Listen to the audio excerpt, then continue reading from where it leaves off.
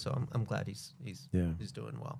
Yeah, I've always got along well with his guys and the students and stuff. It's the vibe, right? Yeah. The frequency. Mm-hmm. So yeah, I'm glad to see him doing well. He worked his butt off and Yeah. stayed in the game.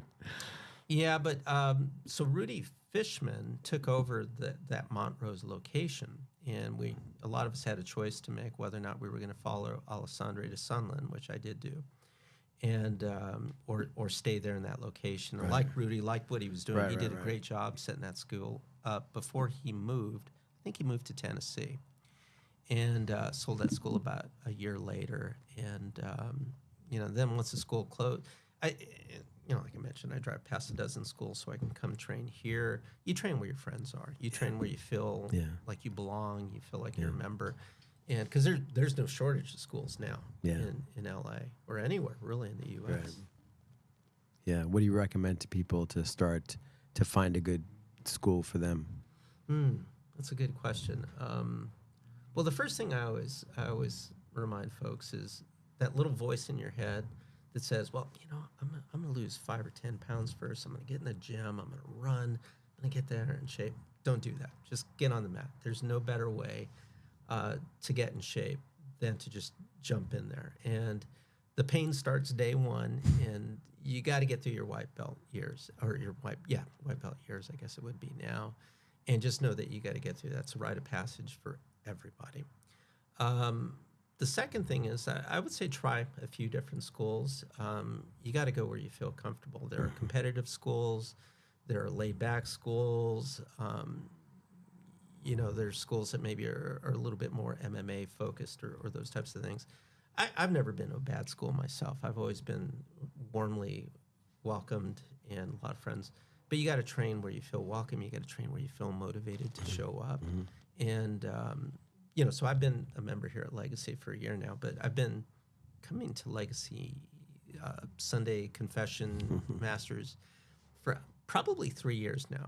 And Professor Leonidas was the first one to invite me here, and I just always felt welcome here. And walking in early morning, Sunday, I feel like Norm walking into Cheers. I feel like these are my people. Yeah.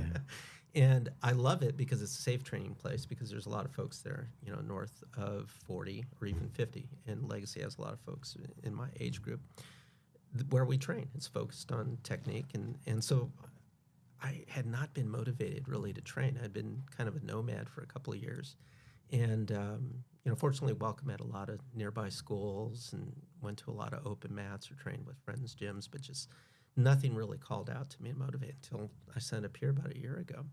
And I was looking at my calendar from this last year, kind of doing a year-end review, and I looked and I realized this is the first year in more than a dozen years that I've trained every week.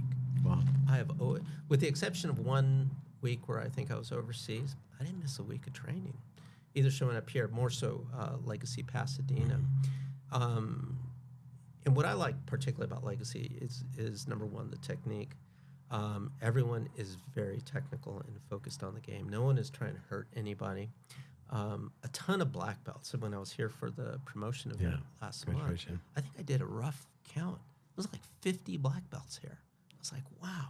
On the mat, right, at the same time? It was amazing sight. And so that works for me. And plus, I think between all the locations, there's a class going on every day at any time of the day. So I've become a fan of the early mornings at Legacy Pasadena because it's within a 20-minute drive.